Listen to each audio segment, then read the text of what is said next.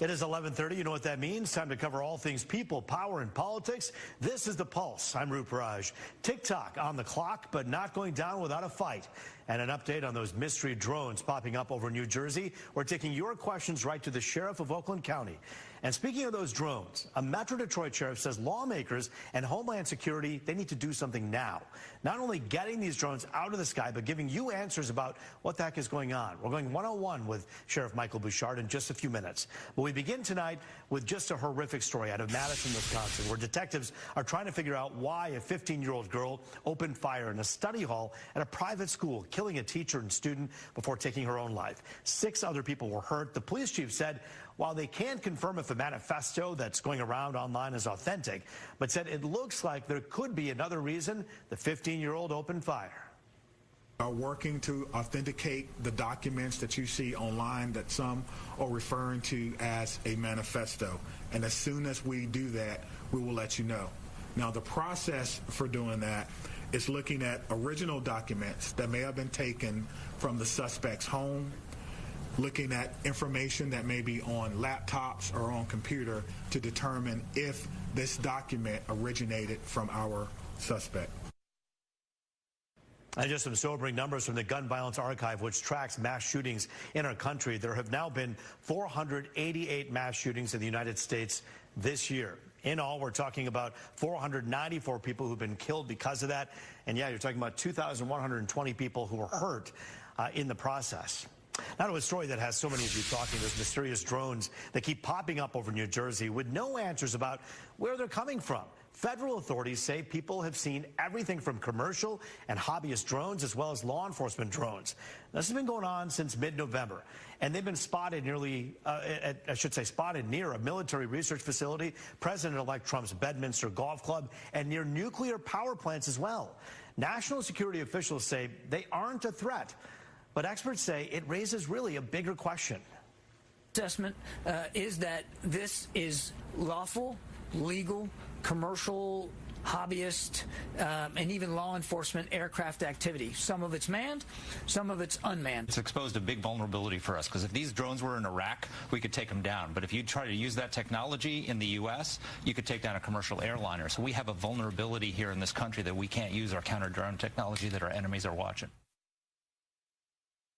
And there's more to that. Like we said off the top, it's a story that has so many of you talking. We asked the question online yesterday if you're concerned about that, and some of you had more to say in person today as well. Here's a look at our pulse check.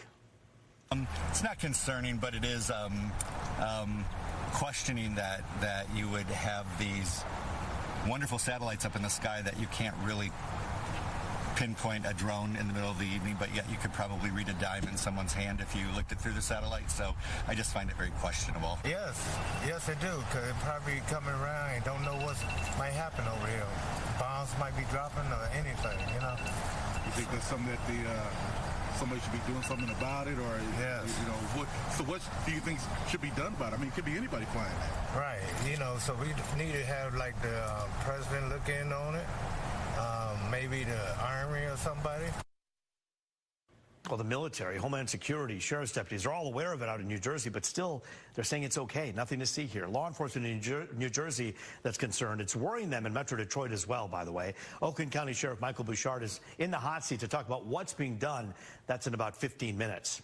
Well, TikTok is on the clock. The platform's Chinese owner, ByteDance, facing a January 19th deadline to sell the wildly popular app or face a ban in our country. But they're not going down without a fight. They're taking the fight to the U.S. Supreme Court after a court of appeals rejected the argument that it violates free speech. The U.S. is concerned that user data could end up in the hands of the Chinese government. TikTok CEO met with President-elect Trump, who's recently reversed his position on the app. He was for a ban before, but now he's not. Take a look at TikTok. You know, I have a warm spot in my heart for TikTok because I won youth by 34 points. And there are those that say that TikTok has something to do with that. Now, Joe Rogan did, and some of the other people that were recommended by my son Barron, he knew names. I said, who is that? Tell me, who's that? Dad, you got to be kidding. I can't believe you don't know. And I did those interviews, and it was actually sort of cute, if you want to know the truth. But we did them, and that had an impact. But TikTok had an impact, and so we're taking a look at it. Now, TikTok wants the Supreme Court to make a decision by January 6th so they can figure out how to shut down the app if the ban is enforced. Now to our other big story for tonight, a war of words between a Democratic state representative and the House Speaker, both of them from the Detroit area. Representative Karen Whitsett criticizing Speaker Joe Tate's leadership and Speaker Tate firing back, pointing to the legislature's accomplishments. Now, this was in a Gongwer article, and we covered the story in the show yesterday, but it's raised a bigger question about if lawmakers at any level can lead without dysfunction. So that brings us to our second pulse check of the night, one I got from you on social media. We're going to start with Kelly, who had this to say. Sadly, I've lost even more faith in all politicians, near and far. Too much finger pointing, blaming, instead of working across the aisle for the greater cause. Turning now to Jeff, who had this to say. I'm more confident in Duggan independence, so let's expect more of this.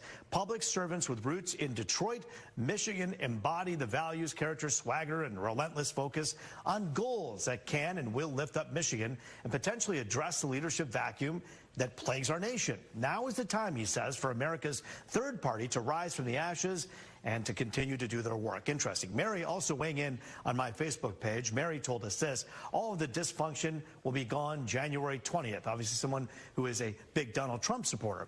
And Charlene and Arthur, both on the same page, had something to say here very succinctly. Neither Washington or Lansing. Washington or Lansing. Both dysfunctional, they say. We're also asking you the question on fox2detroit.com. Who are you more confident will get stuff done without dysfunction? If you want to weigh in, just scan the QR code on the right of your screen. So far, the vast majority of you have confidence that more work will be done without dysfunction in D.C. Pretty big numbers there, 81%. Well, it's something that's being used more each day. And for nearly a year now, a group of bipartisan lawmakers has been working to better understand how artificial intelligence works and how it should be regulated. Today, they released their findings, saying while they recommend the government use AI to streamline everyday tasks, they urge caution when using it for decision making. Lawmakers also say training should be expanded when it comes to using the technology for national security. Foreign adversaries like Russia and China will continue to work to infiltrate our critical systems and infrastructures, and we must be prepared to use artificial intelligence to counter those threats. Well, in the meantime, Donald Trump has promised to end President Biden's executive order on AI policy, which, among other things, requires developers to share certain pieces of information about their products with the government before releasing an AI-powered device. Trump has also appointed conservative venture capitalist David Sachs as his AI and crypto czar, who is expected to push for looser regulations. And finally, before we go to break, the White House marking the holiday season at a reception last night. President and First Lady Biden, as well as Second Gentleman Doug Emhoff, hosted a Hanukkah reception. Emhoff has made history for a couple of reasons, not only being the first Second Gentleman, but also the first Jewish spouse of a vice president. He also told people at the reception that he's traveled around the country to unite everybody to push back against hatred, even as anti-Semitism grew around the world.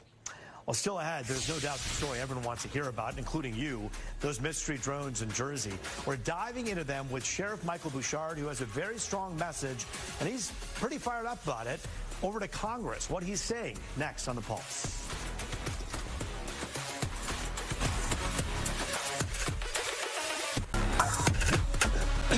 All right, my friends, back now on The Pulse, diving into all things people, power, and politics. And it's a story that has so many people talking, those mysterious drones flying over parts of New Jersey. And on this show, we're going to make sure we unpack every inch of this story. Here with a law enforcement perspective, Oakland County Sheriff Mike Bouchard. And Mike, it's always good to see you, Sheriff. You wrote a letter to Congress, and you basically said, let's just look at some numbers here. Look at the violations that are happening year to date. Yep. And the numbers are staggering. What did you tell them?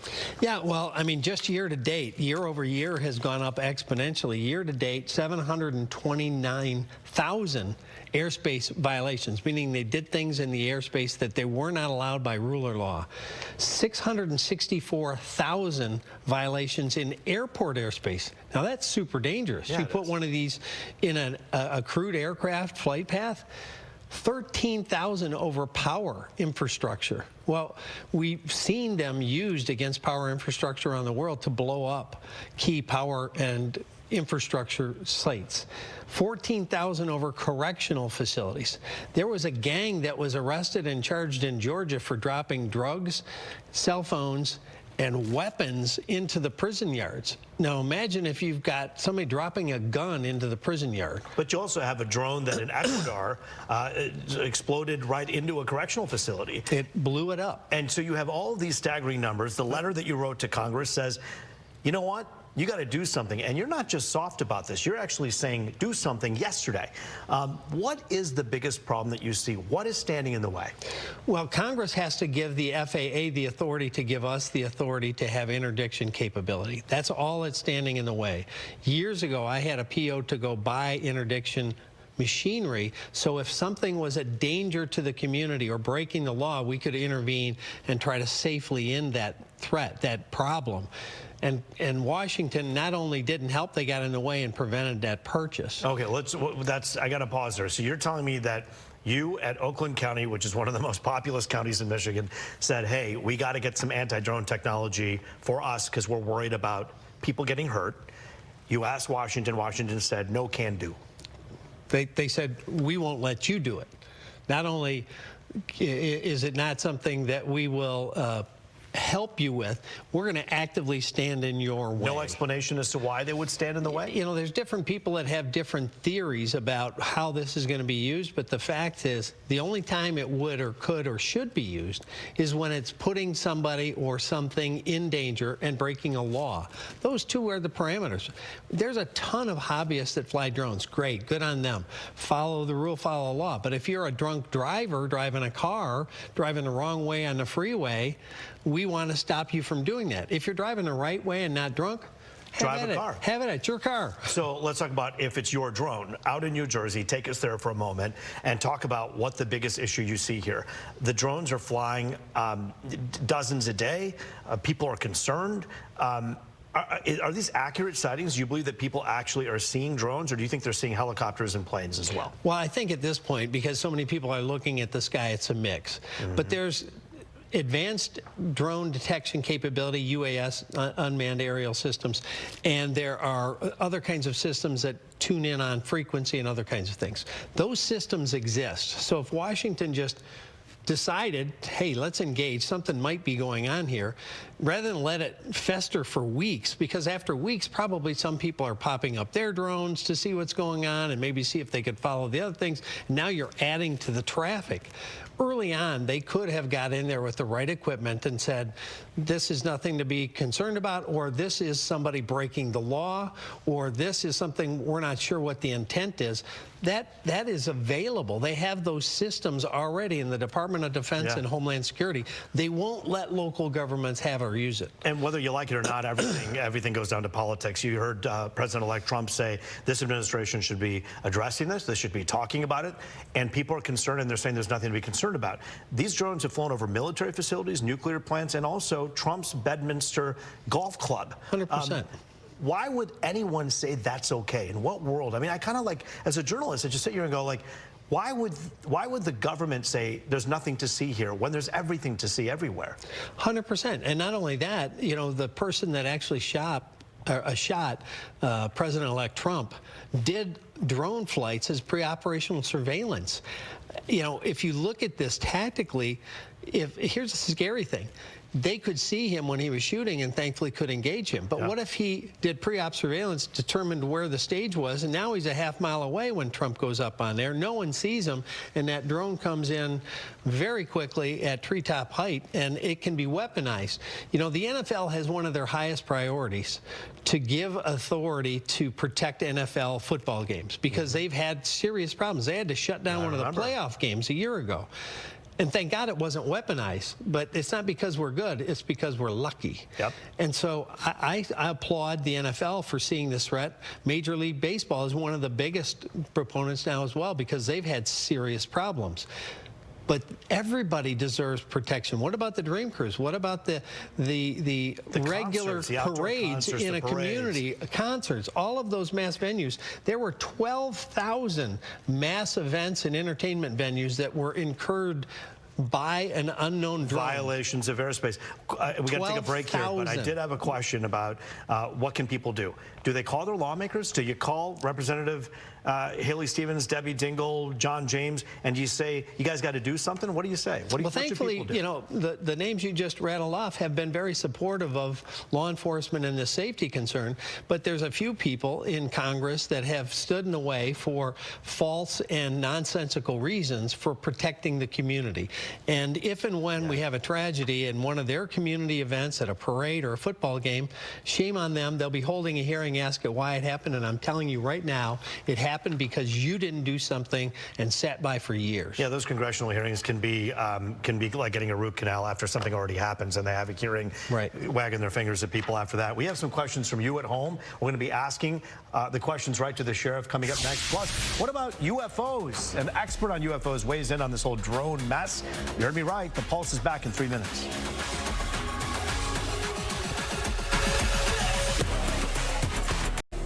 All right, back now on the Pulse. You know the mission: people, power, and politics. And tonight we're talking about drones. And you know what? There's so many people who are talking about this. Our own Jessica Dupnack on the Pulse tonight to tell us what a UFO expert has to say about the things that they're noticing. Take a listen.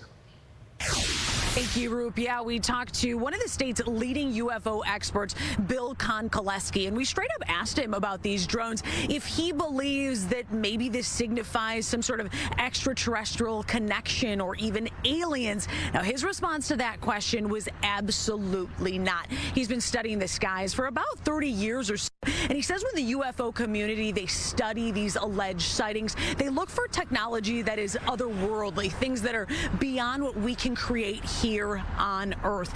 In his opinion, he believes these drones are commercially produced. Now, another point that Bill, the UFO expert, wanted to underscore is his criticism of how the federal government has been handling this, sort of a PR disaster, if you will. He says you can't quite say that there's no threat without giving the general public more context. He is waiting patiently for some more details from the feds. Roop, back to you. Hey, Jessica, on the Pulse for us tonight. Thank you. I have to agree here. I mean, at some point, if you keep telling me that my house isn't on fire, but I smell smoke and I feel like my house is on fire, and you tell me it's going to be okay, I'm not going to trust you. People shouldn't just trust everything that people say here. Aaron Tobin is writing in on the Pulse. He said Sheriff Bouchard is on the record saying that he thinks these drones are a threat. You made that clear here today. Does he think our government is lying to us about them? Does he think the government knows more than they are saying? Well, I think the DOD and Homeland Security has capabilities to detect and to analyze things that we don't have, they won't give us at the local level. So lying, very possibly, or just asleep at the switch and now they're trying to scramble. But why wouldn't they have sent detection equipment, advanced detection equipment out sooner than later, especially when you're talking military bases or critical infrastructure? Figure out what the heck's going on. Is it a threat? Is it a lost hobbyist that doesn't understand the rules? Is it a foreign adversary? Has it been weaponized? None of that they've answered other than saying we don't think it's a problem. Nothing to see here. And that's a problem to not be transparent when you have the skill set. Well, and also it's our taxpayers' dollars that pay their salary, and we're asking them, keep me safe. We pay your salary in Oakland County. If you just mysteriously have things happen and you have no explanation, you better believe me as a reporter, I'd be knocking at your door saying you owe us an answer here.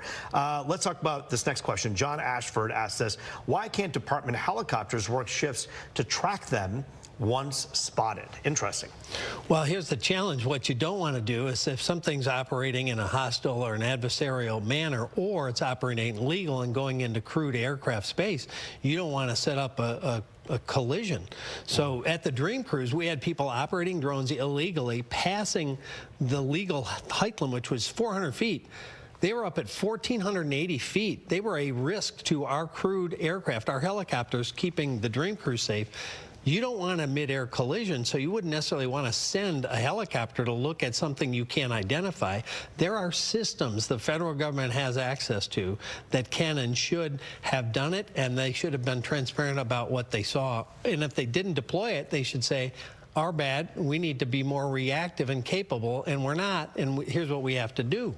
Let's talk about another question that people are asking. Hey, that's New Jersey. It's far away, far enough away at arm's length that I don't have to worry about it. But Yuma asked the Pulse this question, saying, hey, hypothetically, of course, what if this was in Orion or Walled Lake?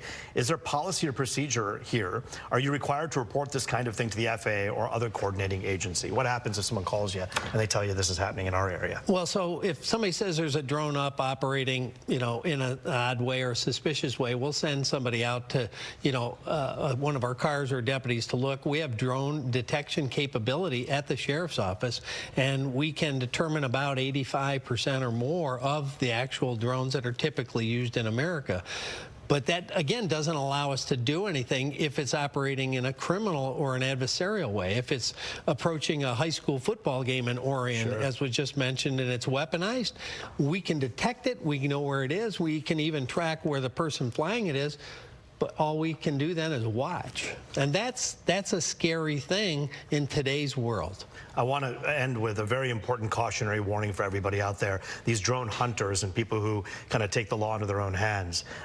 There is a very hefty fine, and you could really hurt a lot of people if you try to take down a drone. That's really important not to try to do that on your own, right? Yeah, it's actually against federal law. Yeah. I believe it's a $5,000 fine plus a 20-year felony, because it falls under aircraft, that you're shooting at an aircraft. And obviously it's not a good idea because you don't know where those rounds are going to go, and you don't know what is on that aircraft and where it's going to land. I understand the frustration and sometimes the concern, but that's not the way to deal with it. There are ways to deal with it. The federal government, Congress needs to give us the authority to protect the community. Again, drone hobbyists, great, have a blast. Just like our analogy, if you're driving a car doing it legally, drive anywhere you want. You're driving drunk the wrong way on a freeway, we've got to figure out a way how we're going to stop that. Biggest concern in 15 seconds that you have, what's their overall synopsis of that? Just give locals and state the authority to do what federal government already has, but they don't do. There's very few teams in the country that will do this, and they have to be moved only to special events, which leaves everybody else with no protection. Sheriff Mike Bouchard, always good to see you. As we continue to watch this unfold, I hope you'll come back and talk to us. And thanks for answering our viewer question as well on The Pulse. That is The Pulse for tonight. Extra is next. I'm Bouchard. Have a good night, everybody. I want to stay here just for a second.